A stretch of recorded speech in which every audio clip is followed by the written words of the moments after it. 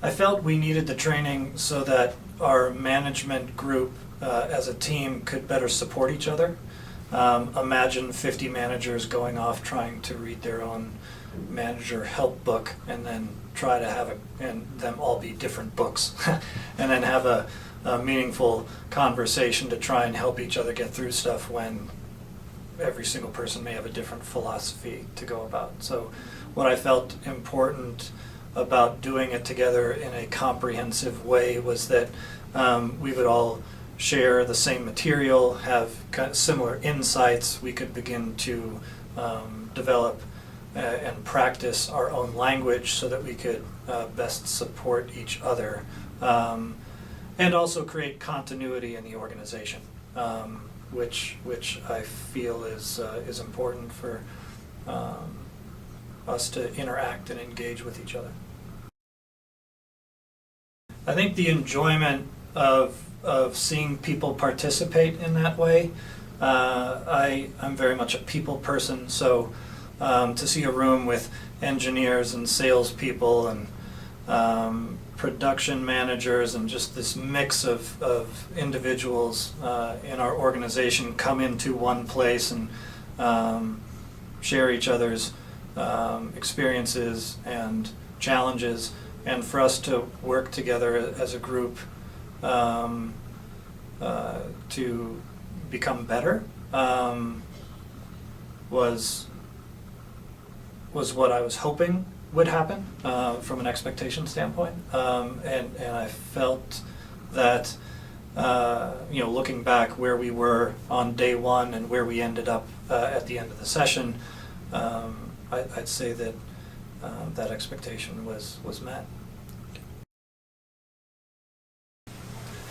Yes, we have done some training, other types of trainings in the past that were, very dense material over the course of 2 days, and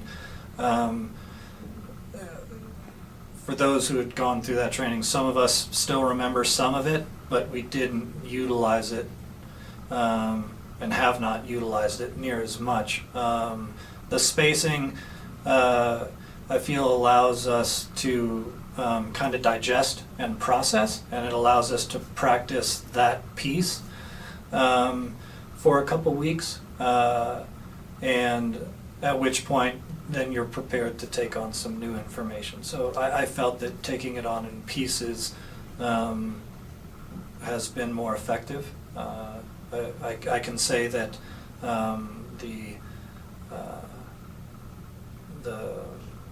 results of the training are more present from this type of spaced 14-week program versus the condensed stuff that we've done in the past.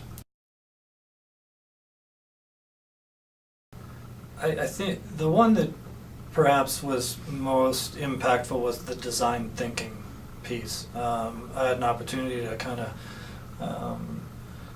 work with Amy in preparation for that meeting, and it was a pretty eye-opening experience. I think a lot of us tend to try and tackle problems immediately. We want to solve it, right in that moment.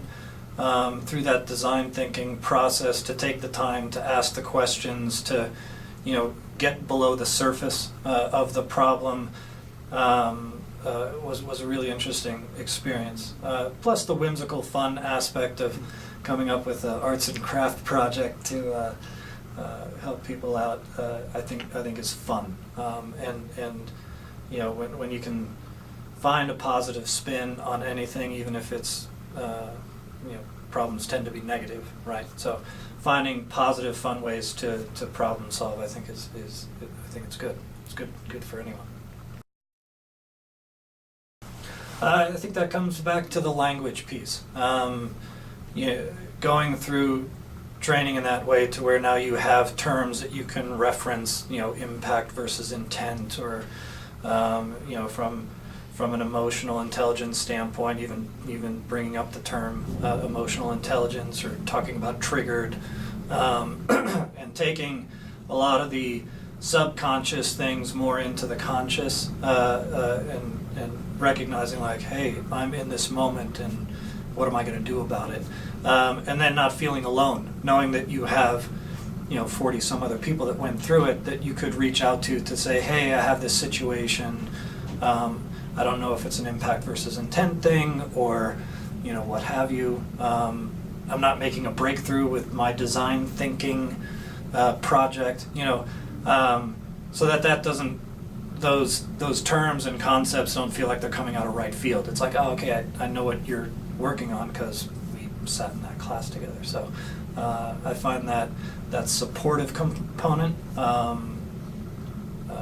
be pretty important. Yeah, we had a very mixed group. We had to break it up just because of the sheer size of it. So we had a big group in the beginning and then a big group in the end, and in between broke it up so that it could be a bit more intimate, I guess. But even within those groups, you have a lot of different personalities and a lot of different areas of responsibility. Like I mentioned, in one room you have a designer, an engineer, a salesperson, and a planner. So a lot of left brain, right brain, a lot of creative energy, a lot of logic-based thinking. But it was interesting to see them come together in that way. And some of the breakout sessions had people paired that were very different from each other and in their areas of responsibility, but could speak to some of their challenges, and I think many of them realized that in some ways they are the same. And I think that's magic. Yes, absolutely. I think that any opportunity a company has to pull their teams together and work on fine-tuning effective team collaboration, better working on their interdependence. It starts with management, because ultimately management is that driver that drives the workforce, and so much can be achieved with the workforce. So the more effective our management team can be to inspire and engage and encourage people, that's going to work out well for all of us. I think the best way I would describe or answer that would be, for one, retention.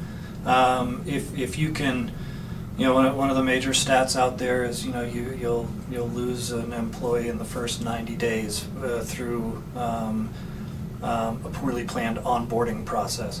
Certainly you partner with your HR departments to achieve that, but then once the handoff is with your management team, they need to have that continuity, to keep people engaged and check in with them, and that enthusiasm can wear off rather quickly if people start getting into frustrating situations, don't feel they're being heard, aren't being supported.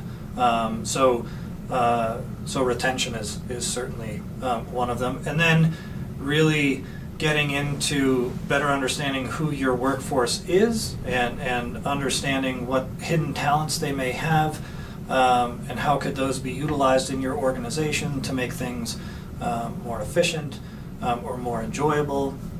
I have to imagine that translates into profitability and just a better work environment. Turning the Corner rocks. We really enjoyed participating in the training. Amy in particular, job well done.